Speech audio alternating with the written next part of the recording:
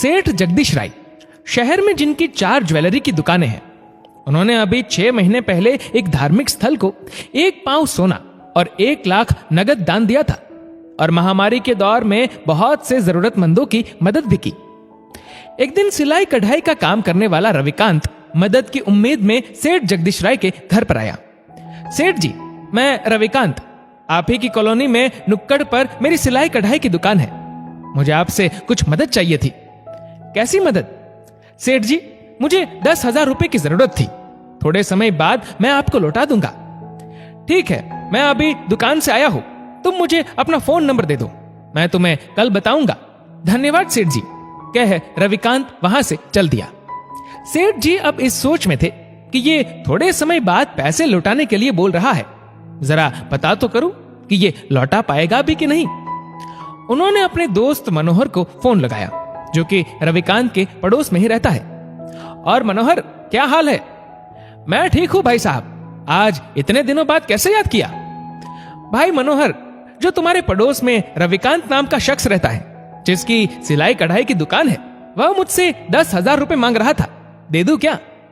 अरे भाई साहब, ऐसी गलती मत कर बैठना, मैं जानता हूं वह तो बहुत बेशर्म शख्स है। वह ऐसे ही लोगों से उधार पैसे लेकर अपनी गाड़ी चला रहा है। मुझसे भी एक बार 3,000 लिए थे उसने। चप्पल घिस गई थी मेरी उससे 3,000 वापस लेने में। उसको बस टाल मटोल कर देना, पैसे मत देना। ठीक है मनोहर भाई, फोन रखता हूं। ओके। 2 दिन बाद सेठ जगदीश राय की पत्नी पूछती है, वह जो रविकांत जो सिलाई कढ़ाई का काम करता है, 2 दिन पहले वह क्यों आया था? वह 10,000 की मदद मांगने आया था, जगदीश जी ने कहा। तो क्या आपने उसकी मदद की? नहीं, मेरे दोस्त मनोहर ने मना कर दिया था। वाह, बहुत अच्छा काम किया आपने। कोई मजबूर आपसे मदद मांगने आया था, आपने उसकी मदद नहीं की, वह भी उस दोस्त के कहने से जिसकी पत्नी मुझसे कई बार 2-2, 3-3 हजार रुपए ले जा चुकी है, जो उसने कभी वापस भी नहीं लौटाए। अपने आत्मा से भी पूछ लेते एक बार, दूसरा इंसान कब चाहता है कि किसी का भला हो? हमारे कोई औलाद नहीं, शायद हमारी ही नीयत में कोई खोट है। धार्मिक स्थल पर सोना और 1 लाख नगद दान दिया था, वह भी क्या किसी से पूछा था? तब तो आपने कोई इंक्वायरी नहीं की कि यह पैसा किस काम में लगेगा, और उस पैसे को देकर हम भूल भी जाते हैं। महामारी में तो आपने अनजानों की भी मदद की, मगर जो 10,000 लेने आया था वह तो हमारी कॉलोनी का ही था। उसने पैसे वापस लौटाने का भी कहा होगा।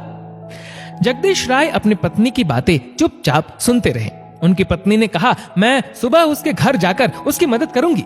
अगले दिन जगदीश राय की पत्नी रविकांत के घर जाकर उसकी पत्नी से मिलती है।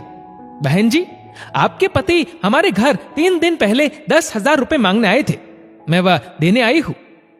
बहन जी, आपका बहुत बहुत धन्यवाद, मगर अब इन पैसों की जरूरत नहीं, क्योंकि जब मेरे पति आपके घर आए थे उसके अगले दिन बेटी का कॉलेज में एडमिशन का आखिरी दिन था। अब एडमिशन अगले साल ही होगी, बेटी इस साल घर में ही रहेगी। जगदीश राय की पत्नी हारी हुई सी उदास मन के साथ 10,000 लिए वापस अपने घर आ गई। दान धर्म के लिए सेठ जगदीश राय के पास पैसे तो बहुत थे, लेकिन रविकांत की मदद के लिए आखिर उन्हें इंक्वायरी क्यों करनी पड़ी? क्या इस इंक्वायरी की जरूरत थी? दोस्तों, इस वीडियो को लेकर आपकी क्या राय है, नीचे कमेंट करके जरूर बताएगा। और अगर आपको वीडियो अच्छा लगा हो तो इस वीडियो को लाइक करेगा, शेयर करेगा ज्यादा से ज्यादा लोगों तक, और ऐसे ही और भी इंस्पिरेशनल वीडियोस के लिए सब्सक्राइब करें हमारे यूट्यूब चैनल को और फेसबुक पर फॉलो करें हमारे पेज को। धन्यवाद।